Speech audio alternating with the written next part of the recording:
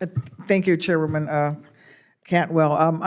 Before I recognize Senator Hickenlooper, I wanted to make this statement that she's asked me to make describing how I received my FAA airman certificates.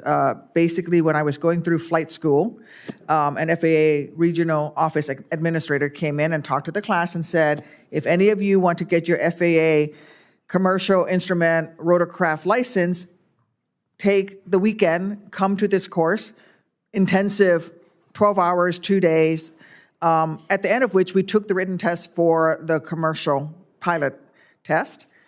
When we did that, upon graduation from flight school at Fort Rucker, Alabama, I received my FAA license as a commercial instrument rotorcraft pilot.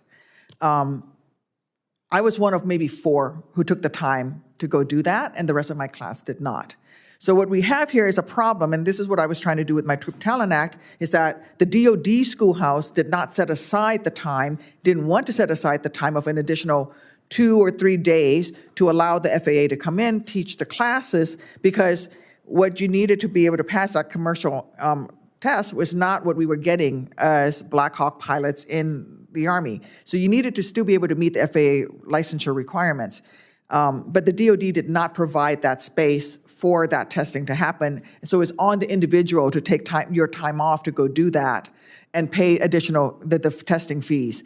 What was good was that the FAA regional office had this agreement at Fort Rucker, Alabama, this one place to provide that. And so when I graduated, from the time that I graduated, every flight hour I flew as a military pilot counted towards my FAA totals.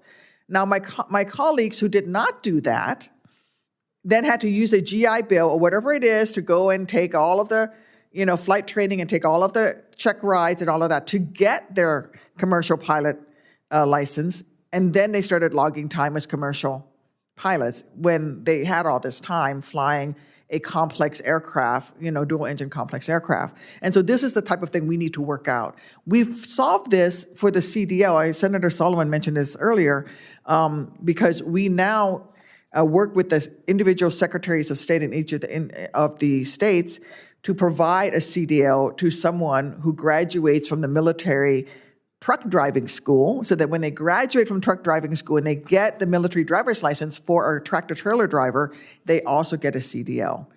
So that no longer do you have people who are driving military tractor trailers for 200,000 miles in combat being told, sorry, you have no over-the-road experience as far as the Secretary of State is concerned. You got to waste your GI Bill money, go do that, and now you're still shown as having no experience when you actually drove 200,000 miles under enemy fire. So we got to figure this out. And same with mechanics, right? Just because you graduated from crew chief school doesn't mean you're a qualified A&P mechanic, because there's additional requirements.